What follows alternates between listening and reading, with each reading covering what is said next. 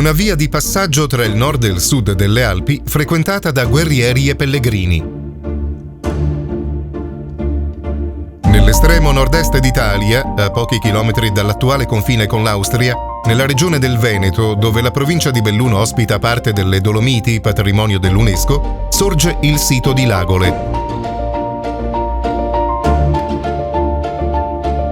Siamo nel comune di Calalzo di Cadore, a valle del centro abitato, su un declivio nei pressi del lago del centro Cadore, destra orografica del fiume Piave.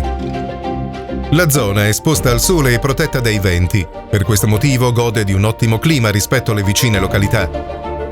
Presenta una grande biodiversità. Numerose sono infatti le specie presenti. Abeti, larici, pini, faggi, noccioli, ginepri, salici, sorbi e una moltitudine di fiori.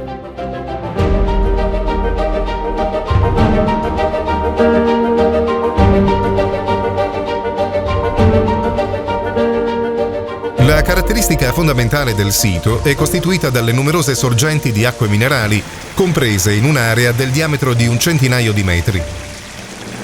Acque minerali che dopo un percorso complesso ed in grande profondità, la cui origine sembra poter essere il Monte Antelao, sgorgano con una portata regolare e ad una temperatura costante di circa 10,6 gradi centigradi. Le acque scorrono a ventaglio in superficie, lasciando un sottile strato di alghe di color rossastro per la presenza di ferro. Si aggiunge poi calcio, magnesio, zolfo ed altri minerali. Esse danno vita ad alcuni laghetti, il cui più famoso è conosciuto come il laghetto delle Tose, cioè delle ragazze. Infatti la leggenda vuole che le fanciulle del paese vi facessero dei bagni che le rendevano molto belle. Concluso il breve percorso in superficie, circa 300 metri, le acque termali scompaiono in cavità e inghiottitoi, senza più apparire in superficie. La loro composizione chimica giustifica il fatto che nella tradizione popolare, confermata anche dai riscontri clinici, le acque di Lagole vengano considerate ricche di proprietà terapeutiche, come bevanda per migliorare l'attività dello stomaco, per via inalatoria per sinusiti e infiammazioni delle prime vie aeree, per bagni e fanghi nelle patologie osteoarticolari e muscolotendinee. La tradizione popolare sostiene inoltre che queste acque curino ferite e alcune malattie della pelle. Lagole deve quindi la sua importanza agli aspetti naturalistici e termali che richiamarono a sé popoli antichi come i Celti, i Romani e i Paleoveneti, che ne fecero un centro religioso. Già a partire dalla fine dell'Ottocento, Lagole aveva restituito alcuni oggetti bronzei di un certo pregio attraverso rinvenimenti occasionali, come la situla con iscrizioni in lingua venetica rinvenuta nel 1914 nei pressi della stazione ferroviaria. In seguito, tra il 1947 ed il 1949, vennero alla luce numerosi manici di simpulum bronzei, con iscrizioni e monete romane di bronzo, rame ed argento.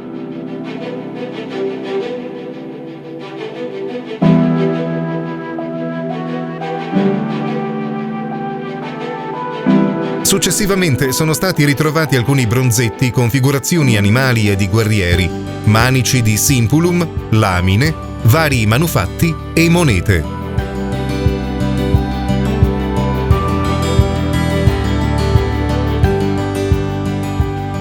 Nel 1980 fu inaugurato il Museo Archeologico Cadorino a Pieve di Cadore, dove sono esposti preziosi reperti pre-romani e romani rinvenuti a Lagole e in genere nel centro Cadore.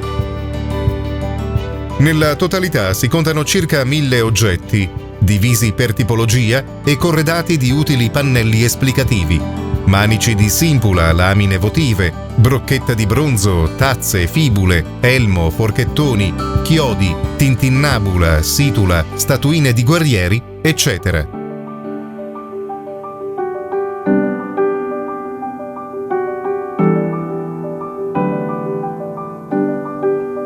La concentrazione di oggetti votivi trovati a Lagole fa quindi supporre la presenza in loco di un santuario. Il complesso, certamente piuttosto esteso, doveva comprendere le sorgenti, alle cui acque già gli antichi attribuivano virtù sananti.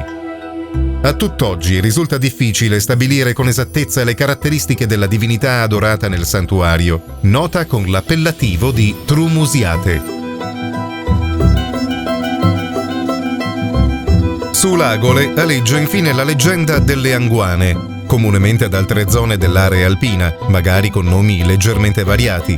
Divinità acquatiche, magre ed altissime, metà umane e metà caprine, con capacità predittive e a volte gelose e cattive. Tanto che la leggenda popolare narra di un eccidio delle ragazze di Calalzo scese a bagnarsi nelle acque di Lagole per il rito di bellezza, per mano proprio delle Anguane.